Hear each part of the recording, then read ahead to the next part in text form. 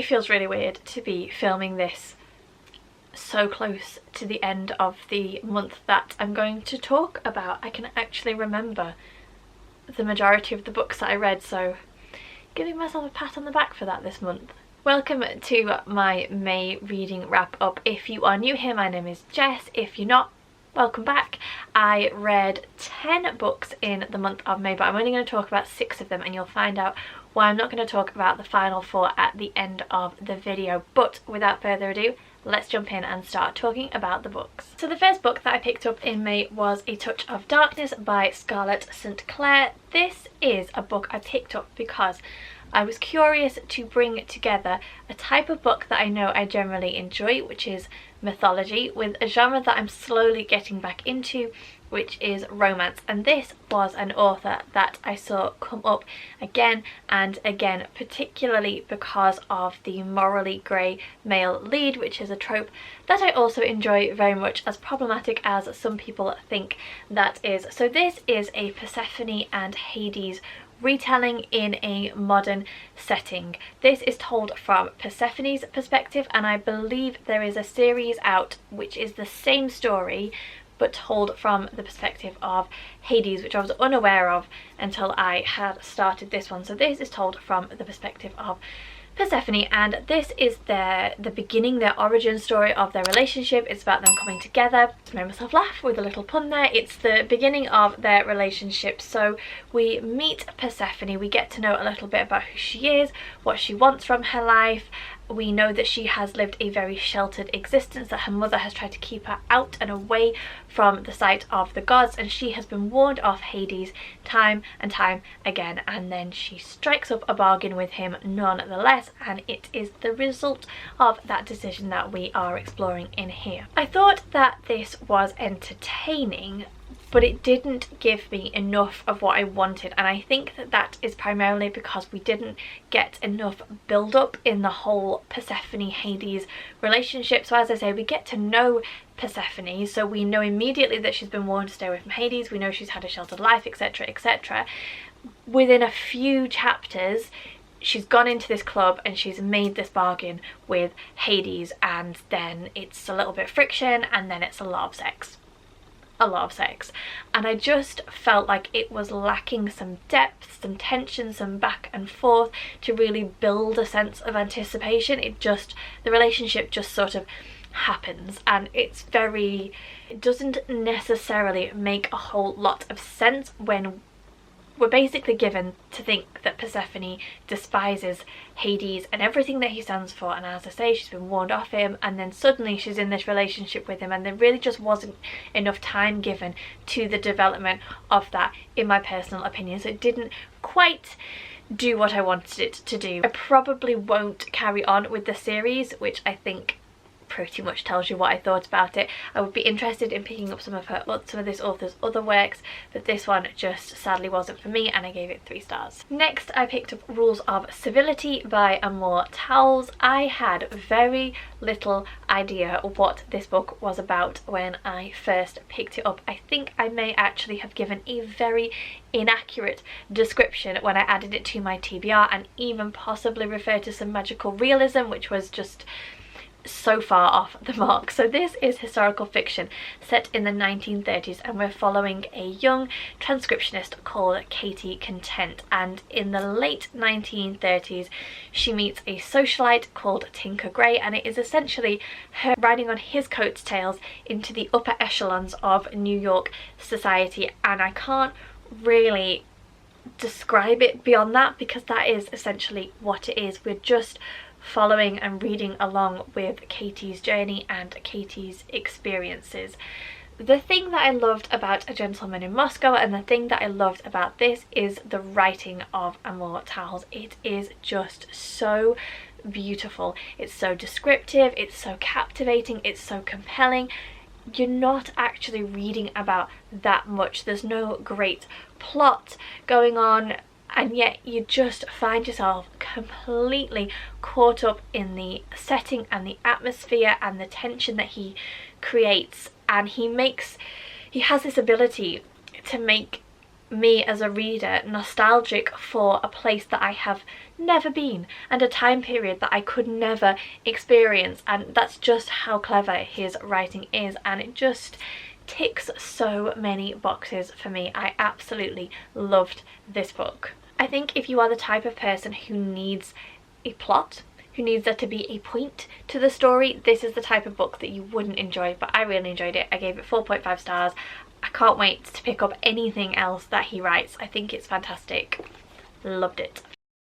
I mentioned in my April reading wrap-up that I had picked up a romance which I absolutely loved, and that was The On Honeymooners by Christina Lauren. I will try my best not to gush about this book because it just hit all the right spots for me. It's an enemies to lovers romance, but it was just the right level of entertaining, humorous, believable, a couple of convenient plot points but not enough to be bothersome. Just really enjoyed the writing and how readable it was, and it was light and warm-hearted in all the right places. Honestly, thought it was so good. So this is about Olive, a twin who believes she is the unlucky twin.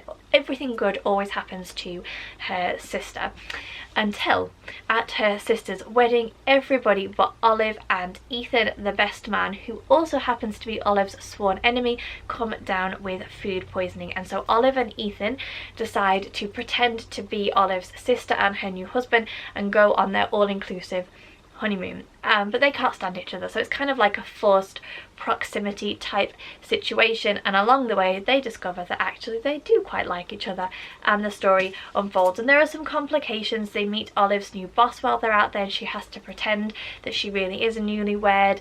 There are a couple of hiccups. They conveniently meet Ethan's ex while they're out there as well. As I say, some predictable plot points, but there was just something very entertaining about this writing style that really got me hooked, and I just flew through it. I really enjoyed it. I gave it 4.5 stars. The reason that I knocked it down half a star was because of the cheating trope that is in here. Just didn't really feel like it needed to be in here. I'm not going to say too much more because it is a bit of a spoiler, but it felt very much like it had been shoehorned into the plot just for the sake of something else to have happen, and I didn't like it. I wasn't really feeling it. But apart from that, I thoroughly enjoyed it, so much so that I went out and bought another Christina Lauren book last week. Very much looking forward to continuing with these authors and seeing what I think. The next book that I picked up was A Good Girl's Guide to Murder by Holly Jackson. This is a YA, which I actually read in anticipation of giving it to my daughter Meg. It's also a book that I have seen all over social media, so I was quite curious to see what I would think. So this is about a 18-year-old student called Pip, who is doing a piece of extra credit work for her college, and she decides to re-look at a previously open and shut murder case which took place in her small town. And as you might imagine, as Pip begins to re-look at things, she discovers that not all is as it seems, and when she starts getting threatening notes telling her to stop digging, the story unfolds from there, and we are looking at it. I thought this was okay. There were elements I enjoyed about it. I liked the dynamic between Pip and one of the other characters, Ravi. I liked the setup, I liked the atmosphere and the tension. I liked the fact that we had different mediums of discovering the stories. We have the present day narrative, but then we also have some transcriptions and some notes that Pip makes for herself. I liked all of that. I didn't like the actual outcome, and I think it was quite predictable. I think that it was done in a it was revealed in a very heavy-handed way, so you could see what was coming quite a long way off. I also thought that Pip as a character made some really quite questionable decisions, and normally when you read children's detective mysteries, these kids go off and they discover things and you kind of just go along with it because it's a little bit of fun. It seems improbable, it seems implausible, but you just sort of take it at face value. This book, I just couldn't do that because it felt so believable and so realistic that when Pip was then making these really quite stupid decisions, it just jarred with the telling of the story. So a classic example is when she goes to confront the person that she thinks actually committed the murder, and she basically rings the police from her car and says, okay, so I've worked out who's done it, it's this person, I'm at this address, I'm going to go and confront him now, so you better hurry up, bye. And then she just goes into this house by herself, having lied to everybody else about where she is. And there were just a few other occurrences like that where she does things that you think, actually, in reality, that's a really silly thing to do, and that just detracted from the reading experience for me a little bit. I part read this and part listened to it on audiobook. The audiobook was done really, really well. I would definitely recommend that if you are interested in reading it. As I say, on the whole, I thought that it was okay. I gave it 3 stars, but I do want to continue on with the series. So I guess that is where it differs from the likes of this 3-star, where I know that I don't really want to find out anything more about the characters. I do want to see what the author is going to do with this particular series. So I will continue on with it. Then I picked up some good old John Grisham, and I finally read A Time for Mercy. I like to read John Grisham books every now and then, but I have found that the last few of his have not really done it for me. It just seemed to be missing some of the pizzazz that I would expect from a Grisham book, and this one was pretty good. So we are following a lawyer that we have come across in previous books called Jake Brigance, and he is asked to represent a 16-year-old boy called Drew who kills a cop, and he openly admits that he has killed this cop, and the reason that he has killed him is because this policeman has been abusing Drew's sister and Drew's mother. They live with this policeman, and although he was off duty, because he is a policeman, Drew is automatically tried as an adult and is automatically pretty much going to be given the death sentence. So Jake is brought in to represent him, and that comes with its own levels of friction, because in a very small town, a cop killer is a cop killer, and Jake is not viewed in a very positive light for representing this young boy, even though the way that the legal system worked at this time, he had no option but to accept the case from the judge who gave it to him. So as John Grisham books go, this was okay. As I say, it wasn't like his earlier stuff, but I just think he has lost some of that now, and maybe we won't ever get that back, but I did enjoy it. I think the thing that I like the most about Grisham's books is the way that he talks about the American legal system and some of the nuances of the laws that exist from place to place, and the impact and the result that that actually has on the individuals. So for example, one of the key themes in this is that our 16-year-old is being tried as an adult, even though he is clearly not of the same maturity or intellectual level as an adult, and so should very clearly be tried as a juvenile, but he isn't, because the law is the law and there's just no flexibility or wriggle room. And I'm not going to get into the morality or the pros and cons of a child who picks up a gun and shoots somebody, but it's just that type of thing that he looks at in his books that I always just find are very good talking points and conversational pieces, and just really make you think. And that is what I enjoyed about this one, and it's what I enjoy about John Grisham's books as a whole. So it's not necessarily one that I would recommend if you're just going into discovering John Grisham, but I think if you like his stuff, then you will appreciate this for what it is. I gave it 3.5 stars. And the final book that I'm going to talk about for this month was The Four Winds by Kristen Hanna. This was a reread for me, and this was my book club's pick for May. My book club is just one more page. I will leave a link to information about my book club in the description bar down below. It's a really great group of people. I would highly recommend that you join. So this is historical fiction. As I say, this was a reread for me, and I can't remember 100% what I thought about it the first time that I read it, but I have a feeling that I felt the same this time around. So this is historical fiction set in the 1930s in the Dust Bowl, and it's about the drought that hit areas such as Oklahoma and Texas, about the poverty that then hit that area, and about the mass exodus to places like California, which were promised to be lands of milk and honey, and which transpired to not be the case at all. So we have our main character Elsa, who has lived quite a sheltered and secluded life, and she ends up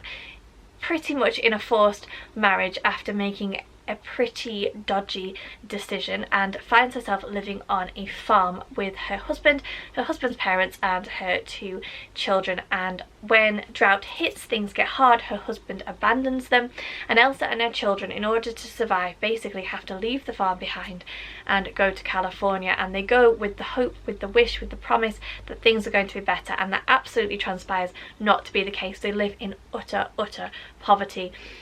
And we're basically following their journey and their story. The things that I enjoy about Kristin Hannah's books, I love the way she writes her female characters. She writes really strong female characters, and Elsa in this book is no different. She also knows very much how to play on your emotions. There are several scenes in this book which brought me to tears and just really get you in the feels, and she does that extremely well. Where this particular book, I think, was let down was with the fact that it tried to cover too many topics and didn't really then do any of them justice. So we cover quite a lot. We cover the drought, we cover the poverty experienced by the people who moved to California, we also cover communism and workers' rights, and just a little bit of everything, and none of it I felt like was really fully explored, or as fully explored as it could have been. And I also think that the ending was just the worst. I feel like Kristin Hannah didn't know how to finish the book, and so she decides to do something which is completely for the shock factor and not really necessary. It could have been wound up in a different way, and I didn't like it, and it really just irked me. And I'm pretty sure it irked me the first time that I read it, because picking this up I was like, right, you know how this book ends, you're not going to be surprised by how this book ends, don't be annoyed by it. Got there and was still annoyed by it. So yeah, I didn't like the ending. I didn't feel like it was necessary or required in any way, shape or form. And if you've read it, then hopefully you know what I mean.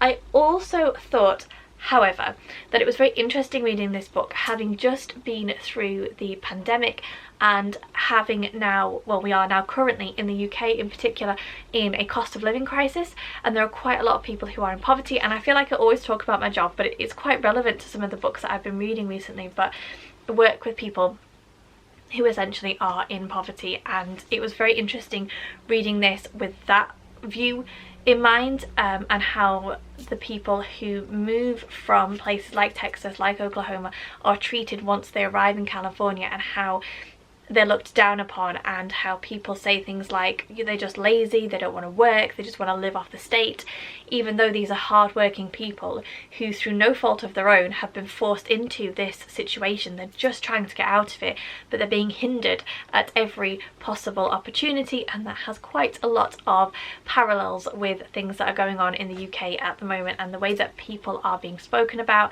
and treated, etc, etc. So from that viewpoint, it was very interesting to read and think, oh, as a society, we've not moved on at all. That was quite interesting. Sorry to harp on about my job all the time. But yeah, just in general, I thought that this was okay. I think I gave it 4 stars. As I say, what Kristin Hannah does that I like, I think she does really well, which is the characters and the overall kind of character arcs and character stories. Really like those.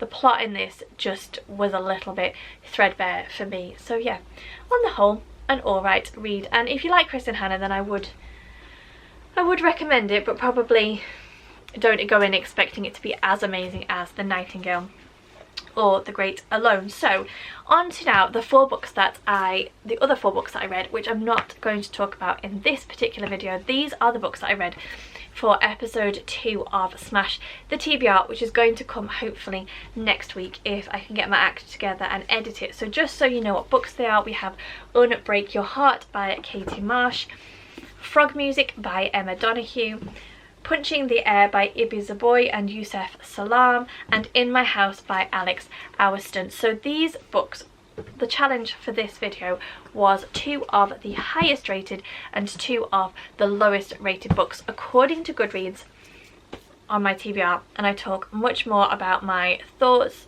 feelings, reading experiences in that particular vlog. So I'm mentioning them here. I did read them. I started them in April, things got busy, I finished them in May. These are the 4 books. If you are interested in my thoughts, then watch out for that particular video. And that is it. They are all the books that I read in the month of May. Thank you very much for watching. Do leave me a comment. Let me know what your favourite book of May was. Let me know if you've read any of the books that I have talked about and what you thought of them. I always love to hear more about your thoughts in the comments down below. But as I say, thank you very much for watching. Hope you are all keeping safe and well. Take care, and I'll see you soon.